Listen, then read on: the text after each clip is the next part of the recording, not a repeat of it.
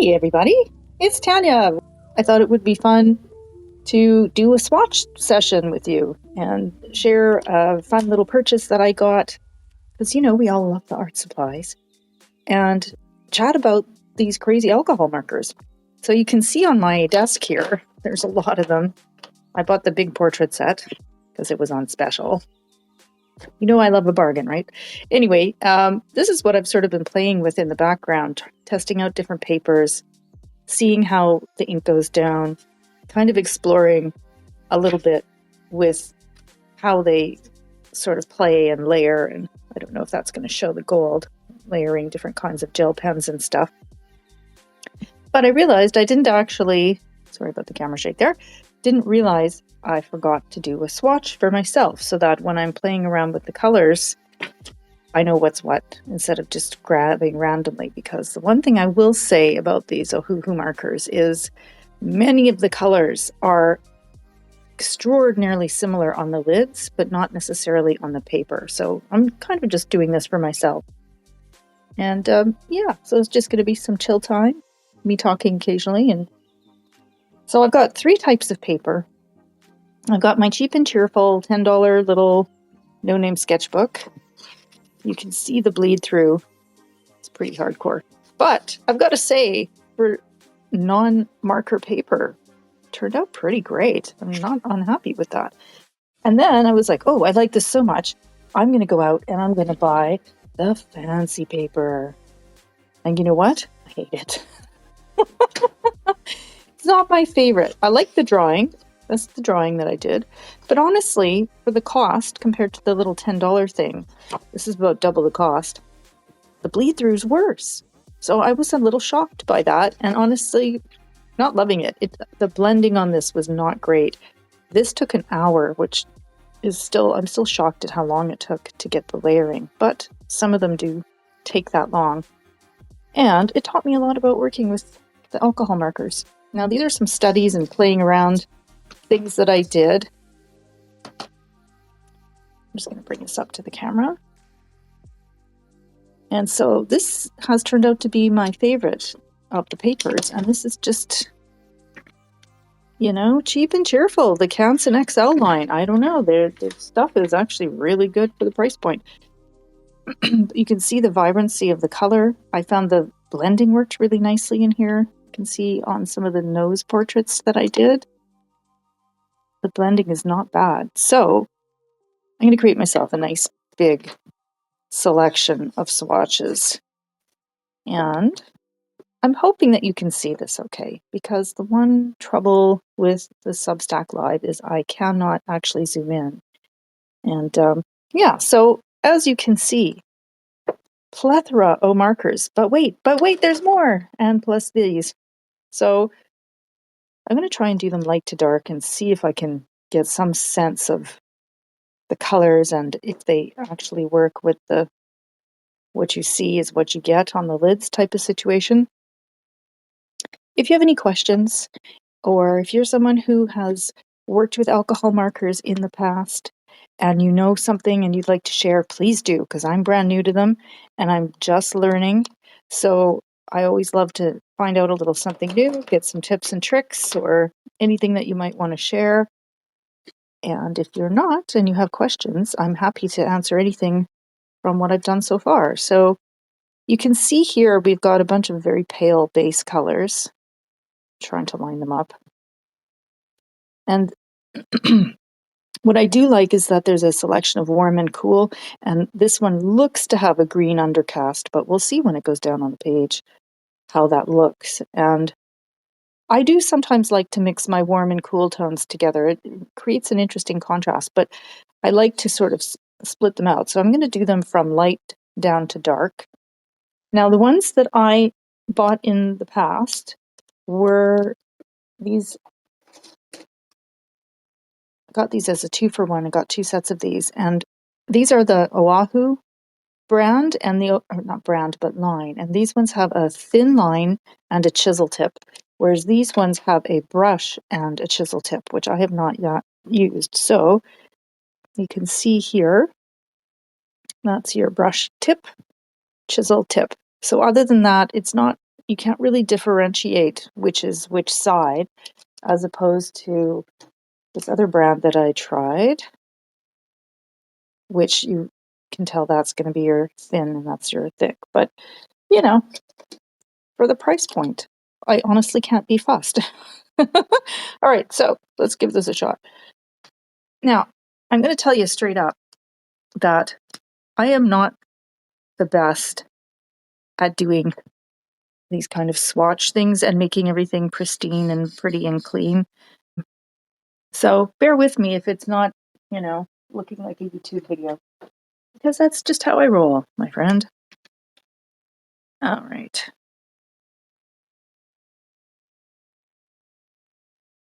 That's actually a really nice undertone. Does it look like the cover? A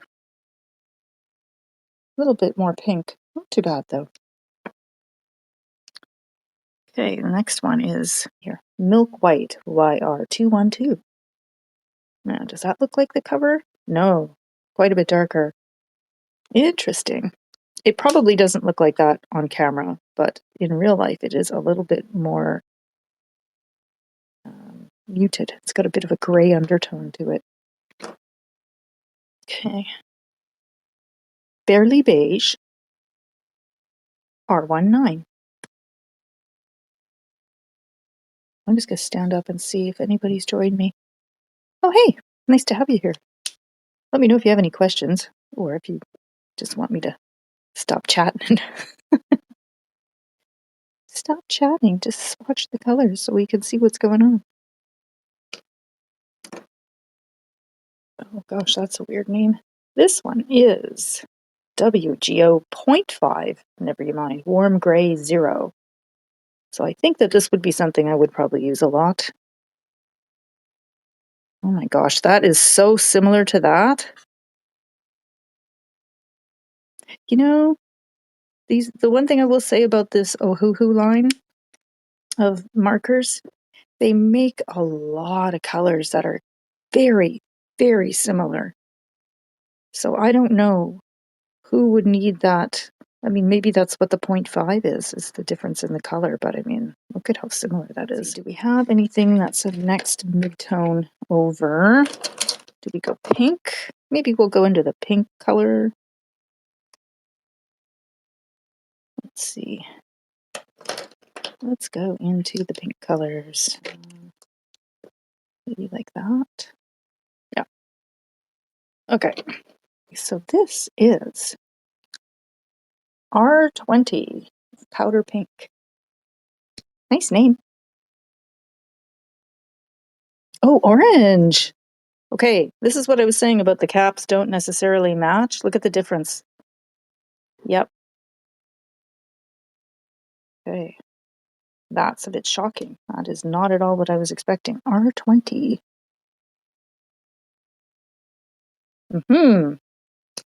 This one is BR208, black brown. Well, I would say somebody made a mistake on the labeling of that. But who knows? Is it going to go down black? It looks pretty pink to me. Okay, seriously? Excuse me, naming department. I think you need a new hire. Does that look like black brown to you?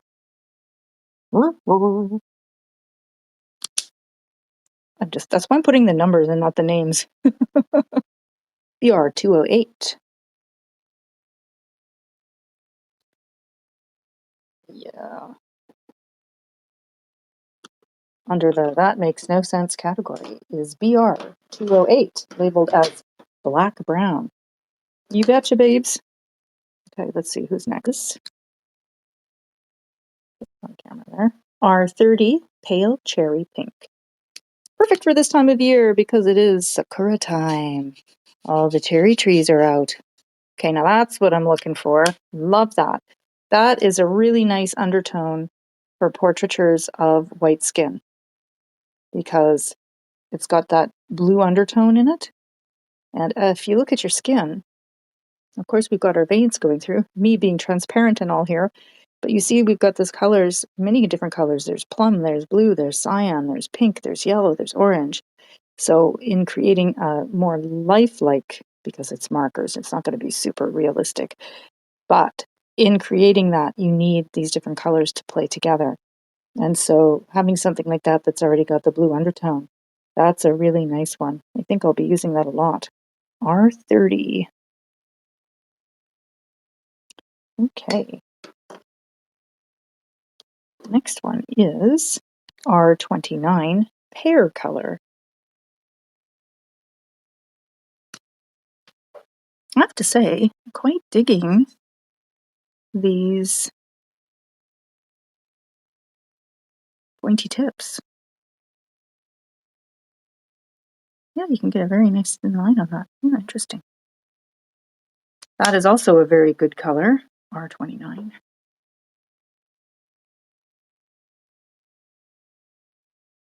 But I have to say, this one here would be really nice for layering when you start to put tone on tone. Now, of course, this is a very dark skin, and I pushed it because I wanted to play with the purple colors that I had. But when you get areas like you see on the nose here, right, so you have quite a bit of different colors layering and blending together.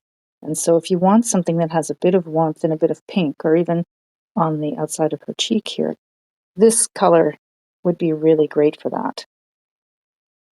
So I'm going to say, so far, so good. The set is looking really nice. I can't wait to play with these. Let's see. We'll do this one next. R21 is called Fruit Pink. Fruity Tooty. Yeah, it's very coral. I would have called that a coral, not a fruit pink, but whatever.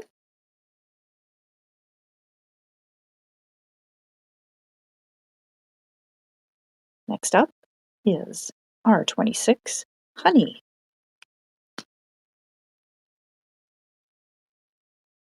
Okay, see, now that to me, I could see where they were going like black-brown. I think these two are backwards, but anywho, not bad. Nice color, R26. I think that would be probably one of the most versatile colors that you're going to find in the set. And I'll tell you why. Because that will do shading on Caucasian skin. That would do midtones on maybe Latino skin, probably Asian skin. It would do nice shading, and it would be nice undertones in dark skin. And I think that that's probably going to be, if you're going to buy a single, I would say something like that would probably be really, really good.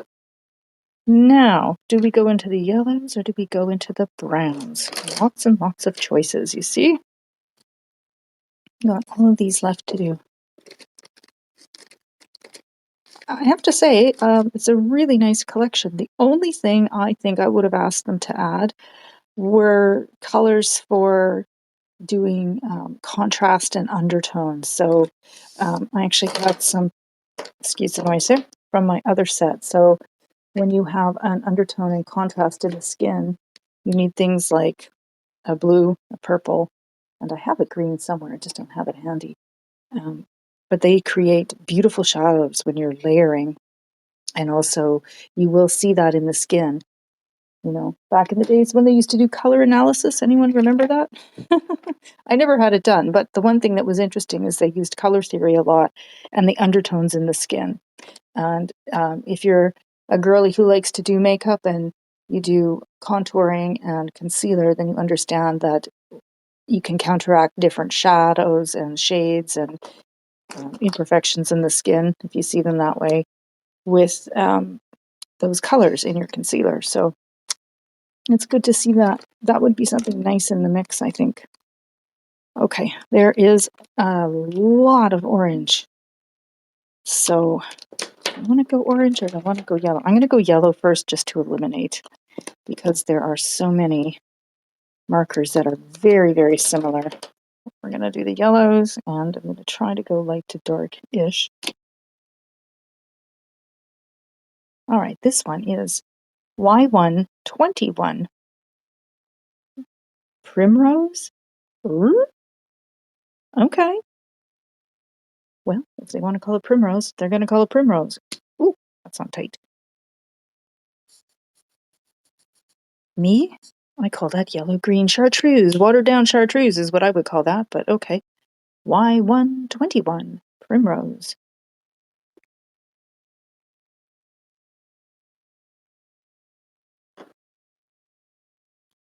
I wonder if there's like one person that has the job over at Ohuhu that names things because it's pretty funny.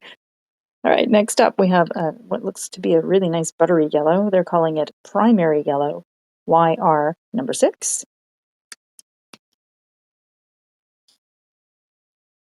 Okay. Oh, that's going to be great for undertones. Yeah, that's really nice.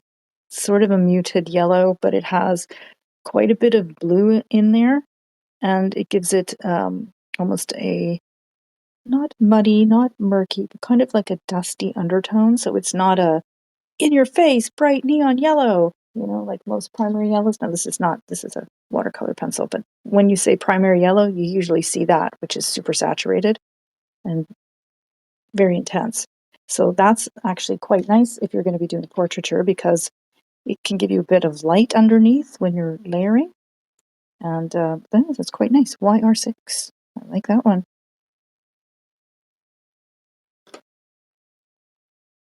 See, now that looks more like that, doesn't it? Sometimes I wonder if these lids are actually even close. Anyway, this one is called Straight Up Yellow, YR34. Okay, that is really, to me, see, now that's the one I would have called honey, because that's really honey looking, very caramel colored. Again, they've got a bit of blue in them underneath in the subtle tones, and so you get that nice depth of color, which I like. Interesting. Oh, these are going to be fun to play with. Now, this one looks really apricot. It's called Quince, Y4. Let's see. Yeah, thought so. Okay, that one's pretty color accurate. Y4. My Y looks like an X, but that's okay. This one's pretty brown, but I'm going to put it on here anyway. This one is, I have to read it off camera here. What a great name. It's called Potato Brown. BR number 2. Bingo! Ooh, that's really nice. Okay, that's a fantastic color. I love that. It's like a warm, rich honey brown. That will be so good in so many portraits. I love that. BR2. I have to say, I am new to the whole Ohuhu brand, and what I would call, after researching it, phenomenon. People go nuts for these. But they offer these insane amounts of markers, and the more you buy, the less the cost is per unit. But honestly, does anybody need 282 colors? I don't know. I don't even know if professionals would use that. But this set, how many were this? I think this is 42 or something. I'm actually finding this is actually a good collection. There are some that are so similar that I probably won't use them. But if one runs out, you can use the other. They look pretty interchangeable. Anyhow, let's see. This one here is Y9 Yellow Ochre. My hand out of the way there.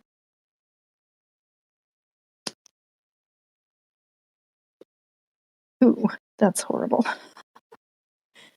That's an okay color. You know what this reminds me of? This is the type of thing you get in a set for kids when they're like, skin tone for anybody that's not a white person. And they give you this color, which is like almost no skin has this color. Like you might catch that in a highlight, if you have Latino skin, maybe. You maybe might catch that if you are a dark skinned girl and you have highlights on and the light hits you away. But yeah, it's a little unnatural. I don't know that I'll be using that one too much, but that's not bad. We'll see. This one is called Dark Yellow, and it is YR number 1. Holy moly, that's almost the same. Yep. Yep. Almost interchangeable, these two. I'm not sure if you can see the difference on camera. I'm using my Android instead of my iPhone because it tends to give me a little bit more saturation and similar colors compared to what I'm seeing in real life. But these two are very, very close. This one's just a little more gray. There's not much difference to them at all. This has a little bit more yellow. So yeah, interesting. Interesting. You know, if I was to make my own set, I would probably lose half of these, but that's okay.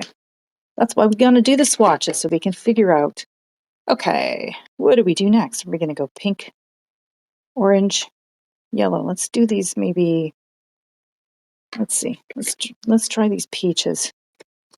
A lot of peach tones. 1, 2, 3, 4, 5, 6, 7. Let's see if I can go light to dark. How? Okay, this is unusual. Why on earth this one has white writing? For anybody out there, take this advice from me, who was a graphic designer for many, many years. You do not ever put white text on a light background, especially yellows, because nobody can read that. That's almost touching the lens. Can we even see what it says? Hardly. Anyhow, BR3 Rose Beige. So that's where we're going to start. And let's see what this looks like. I think it's going to be totally different than the lid. Yep. Yeah. Not even close. And that's why you got to swatch, because they don't look anything alike.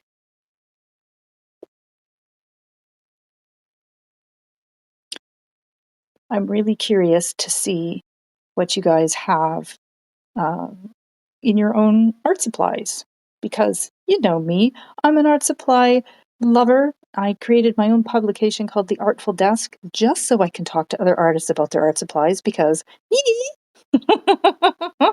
I'm always really curious. If you have any questions, or if you use these, or if you have a brand that you like, let me know.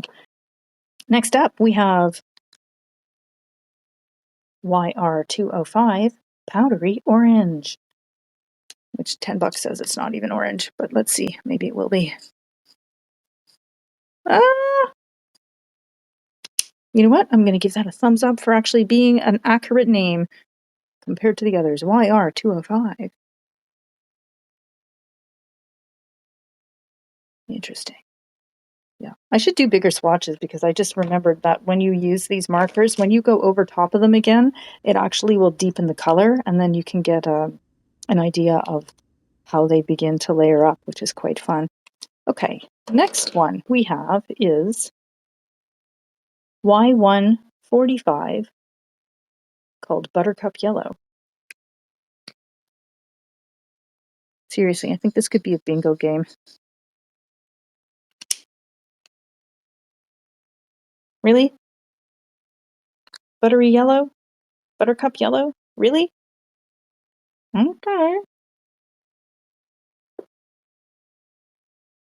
Ohuhu. Ohuhu. Ohuhu. Okay, next up we have hazelnut with an S. YR209.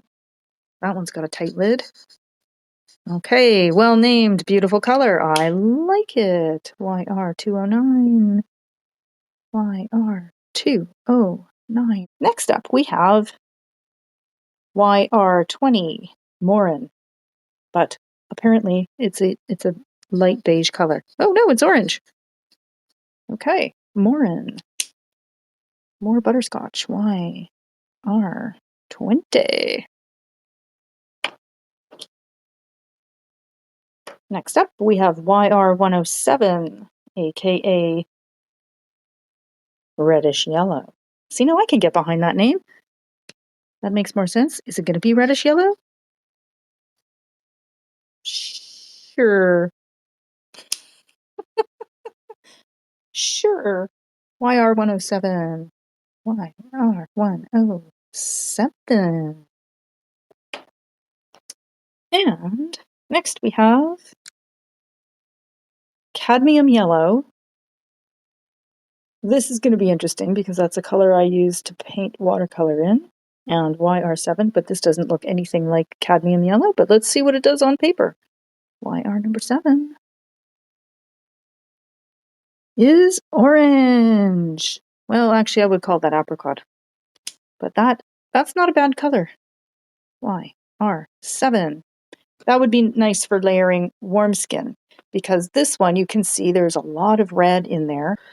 YR number 7, just to show you what they do when they're layered over top. And also, that's the bleed through. And this is actually marker paper. So if you are serious about playing around with these and you want to maximize your paper and your pads, don't do like I did, but put a piece of something underneath so you're not worried about it. You don't have to think about it. Anyway, what was I saying? This more apricot color, lots of red in it, and it's a nice balance of red, blue, and yellow in here. And of course, top heavy on the yellow and the red, so you get that apricot. But the blue gives it a balance, and it would make a very nice skin tone. And I think this is something that would layer quite nicely with some of the others. These two together would be really nice, I think. And these two together would give you a nice, like if you want to look like someone's young and full of life, like you've got the blood that's close to the top of the skin level, then you can use these kinds of colors and it gives that flush, which is a very pretty thing when you're doing younger skin. Let me just show you what I'm talking about here. I don't have tons that I've done, but I'm going to show you that I was doing these the schnozzles over here. You can see how I use sort of cool tones and warm tones together in here, right? But you see it kind of makes it look like a bit of an older skin, almost like the skin is a bit dry because it's got that yellow and there's not so much pink and red. Whereas this looks a little bit younger, a little bit more youthful because it has the pink. So it gives that illusion that you've got a flush on the skin. And it just gives that feeling a little bit, right? So it's just a matter of playing and layering, which is something I want to do because, hey, welcome to the Procrastination Nation, which is my art studio, because I'm working on portraits and my portraits take a long time. And, sometimes I like to completely divert myself and do something 100% not related. Hence the alcohol markers. And then I found a sale and went nuts and bought a whole bunch. So that's the story. That's my origin story of the markers. Thank you for coming to my TED Talk today. All right, back on track. All right, here we are with YR number 8, salmon. Now, can this beat this, which for me is salmon pink, but I suspect this will be yellow. Yep. Okay. Maybe cooked coho. And I gotta say, little preface here. Preface.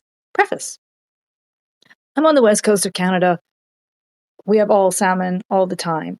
So there's a type of salmon called a coho that tends to have that color when it's cooked. So yes, I would say that that's salmon pink when it's cooked, but I would say this is what most people think of as a salmon pink. Just saying. Ohuhu, if you're listening. Ohuhu. We are YR number 8. Next up, we have YR number 5, aka terracotta. See, now that makes sense to my brain. I could look at that or, that one and say, okay, terracotta, I get that. Not black brown. Like what? Anyway, I'm going to go on about this at least 5 more times during this video, just so you know. Okay, that makes sense. Here we have another incredibly warm reddish brown color. I'm just looking in here to see when this dries, if it's going to be similar. No, it is a little bit more orange. Well, that's decent. Okay. Would I use this in skin? Maybe shading and covered up in layers. Maybe. I don't know. That's a I don't know color. Okay, this one is YR10. Brun, aka brown, depending on what language we're speaking today. Yeah, there we go. That's your basic true brown. Well named, makes sense. YR10. Yes, would use that. Okay. Let's do this guy. Mahogany. Okay. I don't know where these guys went to color school, but I don't get it. Y12 mahogany. Oh, for goodness sake, it totally is. Why could they not make the color of the lid the same? That does not equal that. That is actually beautiful. I should put little stars on these so I know which ones I like. That is actually a really pretty color, and it is like a true mahogany, which is a deep brown that has quite a bit of red in it. And it's got red and blue, which balances it out, and you get that beautiful color. That's really nice. That will go in my favorites pile for sure. So I'm actually going to pull that up to the camera so you can see the color. There it is with the unintentional spotlight. You can see where I layered over, right? So that is actually a very good color. Something I will use quite a bit, I think. Okay. Over at the Ohuhu Ranch, with the people who are naming things strangely, we have YR148 thin persimmon. But not just persimmon, thin persimmon. So let's see. I'm having more fun joking about the dumbass names on these markers than I am playing with the markers. But anyway, oh my god, I can't just make a square. Oh, okay. Look, we have some stuff happening that you need to see. Okay, when these guys get going and you have a lot of alcohol in them, come on, focus, baby, focus. There we go. Okay. You see how that it's pushing itself around, and you start to see the layering? That means highly blendable. So I've got to say, for an inexpensive product, these are superior blending. And I mean, I think these were less than three. No, these were almost $1 a piece. So if you buy them single, they're anywhere from 3 to 5, depending on where you buy them. I'm in Canada, by the way, so if you're in the States, probably less. But I bought a big set, so these were, I think, 89 cents per piece. You can't beat that. You can't even get a ballpoint pen for that anymore. So that compared to something like this, which is, hurts to say, almost $10 a piece. Or Copics, which are definitely $10 a piece. And I wanted to try it out just to see, so I just bought one, which is very similar to this. Good for underpainting type of situation. But yeah, for blending, these are pretty good. These are really good for the price. I'm so pleased with that. And I don't know that I would use thin persimmon. That's what I wanted to say. Thin persimmon. Oy, oy. But it's a nice neutral mid-tone. And I think that this would do, oh, is that an 8? I think this would do nice shading. I think this would do nice layering. If you had a blue, let me show you what I'm talking about. You have something like this, right? See how that's giving me a nice shadow and the depth that that's creating, and that's with this blue, right? So when you begin to use certain colors together, you can really control the way that the colors go down and how you are creating light and shadows in portraiture or in any of the art that you're doing. And it can make something really pop. So even if you're doing something like color by numbers or doodle art or something like that, then you can really make stuff pop just by adding a little bit of shadow like that. Out of curiosity, do you have a favorite of these colors so far? Would you buy this set? Would you pay the money, the 46 buckaroonies? Oh, thank you for the love heart. I wish it showed me who did that, but thanks. Would you pay the money for these to play around with and do some arty stuff? Just curious.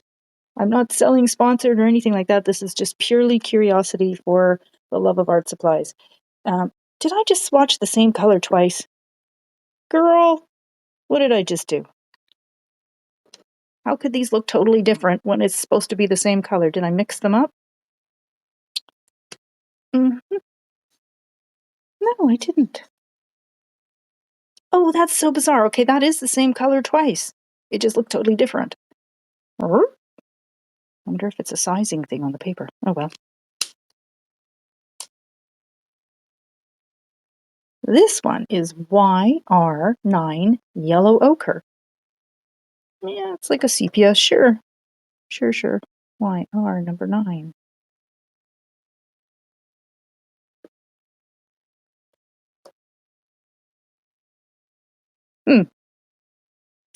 Yep, not bad. Very nice, neutral, warm brown, cool brown, warm brown, cool brown. So you see how they add both of them just so that you have a bit of play in your color tones. I'm still not sure about this. I don't know who would ever use that, but hey, maybe someone out there does and they love it.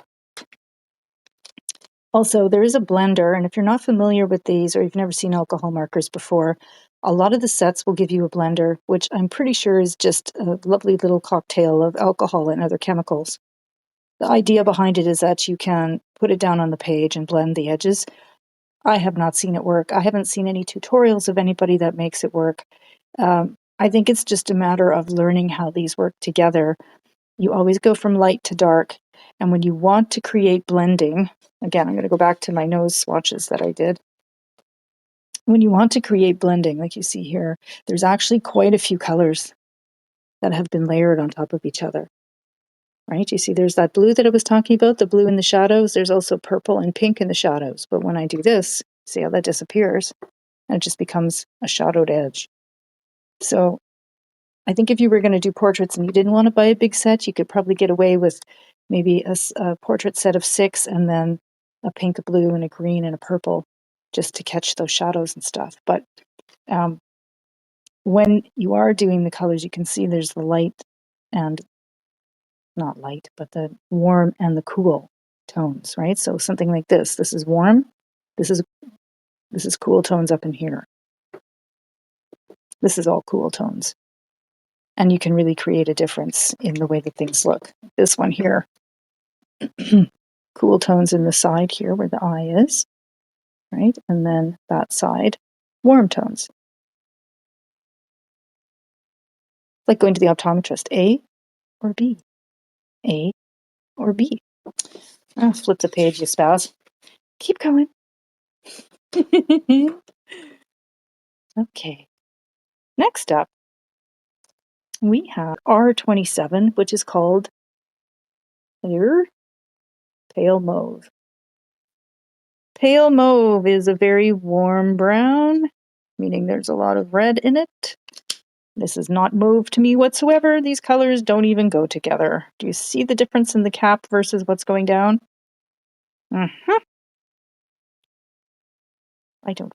find that interesting that they put so much time and energy into doing all these color-coded caps, and yet there's one or two that just make absolutely no sense. Black, brown, seriously. Okay, that's 4 times I've schmegged about that, but I'm going to keep saying it. It just doesn't make any sense. My brain needs to make it make sense. Make it make sense. Excuse me. What would we call this color? Perhaps black, brown. What would we call this? Not black, brown.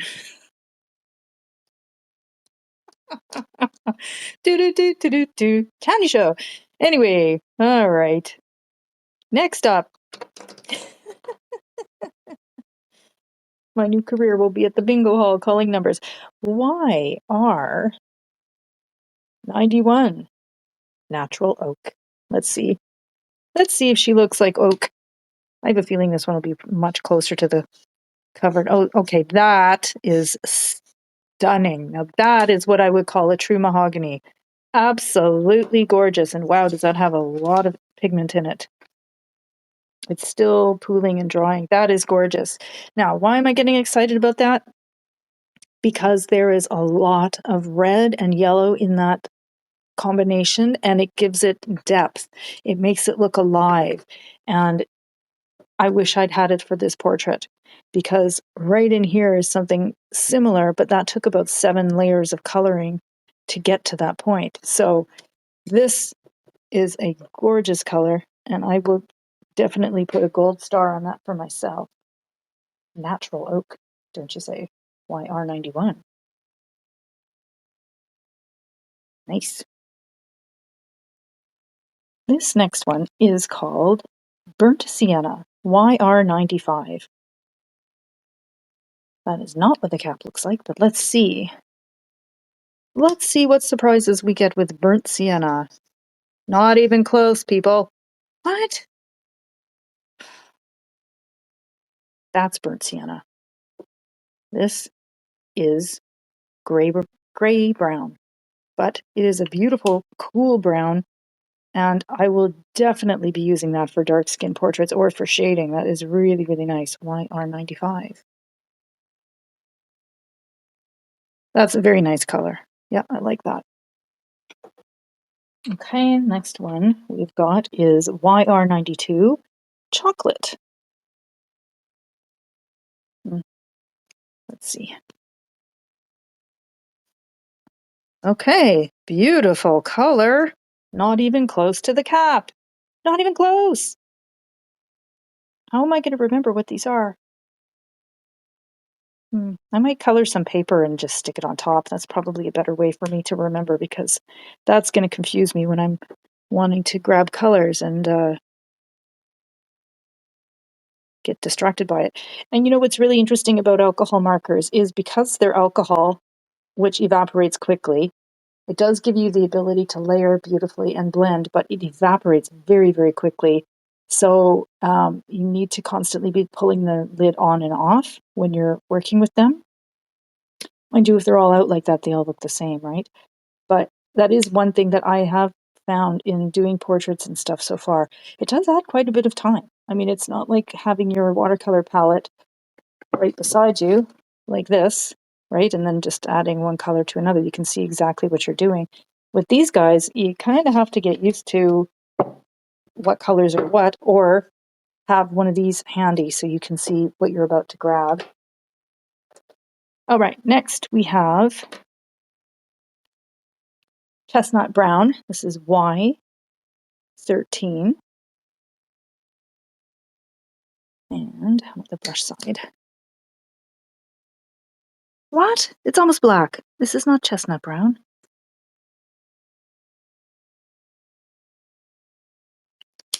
Okay. Let's see what it bleeds. What's the bleed like? Y13. Right, so that's very interesting because that is an almost gray, blue, black, brown color. And it's interesting the play in the ink that I am starting to see. And I will pull the camera off the tripod just because I really want to show you this. Actually, I'll do that in one moment because there's only one left. But I want to show you what's going on with the way the ink is going down and the way it's pulling the texture of the paper, because that would be a consideration if you're someone who wants to do this professionally or not. R28 Colocasia Tenomio. I think that's how you say it. R28. This is what I would call mauve, the color of the cap. But let's see what she looks like on the page. Yeah, beautiful. Very purple. Very, very purple. Gorgeous color. Again, that in this portrait would have been perfect instead of me layering colors and trying to make it with 10 layers of color. That's really beautiful. This is a gorgeous color, and I'll tell you why. You've got that red, purple coming out, and that is going to be really nicely layered. And the warmth of that is going to make skin just pop and look beautiful. But when you start to interact with some of these other warm tones, they're just going to pop right off of each other and work beautifully together. So that is a very nice one. I wish the cap was a little bit closer in the color, but that's okay. R28, we've got that. And that's it for this set, which is quite a big set, I have to say. It is spanning the length of my desk, and I'm going to show you in a moment. We have got a lot of markers happening that came with this set. all the different colors. You're going to see my tripod leg. And then you get the blender, which is basically just alcohol. But here we have the swatches, and this is what I wanted to show you. So can you see the way that the texture of the paper is showing through right in here and here? And so some of the colors are absorbing differently than the others. And that is interesting because when you start to layer, you could use that to your advantage and create texture in the skin with that. Or if you know that your paper is going to do the way, or not the paper, but the different colors, like for instance, this one, right? This YR148, you can see that there's quite a bit of the paper texture being pulled up. So that means that the pigment in the marker is quite heavy. And so anywhere that there is a texture in the paper where the paper dips down, the pigment is dropping into it and showing up by creating that sort of stippled effect, you see, versus something, let's see who's not, like maybe this apricot one, where it's going down a little bit more even. So there's a little bit of play here. But overall, I think not a bad set. So there we go. That was my little swatch moment. I hope you enjoyed that on your break here. And let me know in the comments if you'd like to see me do some more swatches or, you know, do the rest of the markers piled up in the corner here. In the art supply corner, push everything off the table to do the videos. But yeah, so there you go. That's the swatching done in the Canson XL marker paper, which for the price, I've got to say, I really enjoyed it quite a bit more than the more pricey Strathmore. And then here's my little $10 sketchbook, just random cheapo paper, which is not bad. But you can see like no blending ability at all. Hey, right? You see that edge on this skin there.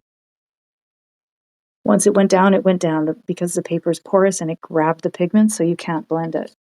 Which you could use if you like it. But I've got to say, like I'm really impressed with this lesser quality paper because that's the very expensive paper. And again, not so much blending, a little bit. And then that's the inexpensive one. So there you go. It all depends on your point of view and what you like to do. But that's it for today. Thank you for hanging out with me and swatching some colors. I hope you found that useful. If you did, leave a comment, say hello. Feel free to join. All my content is free because I love to share and I love the fact that we are building communities and supporting each other as artists. All right. Have a great day. Thanks for hanging out. And I will catch you guys in the next video. Bye.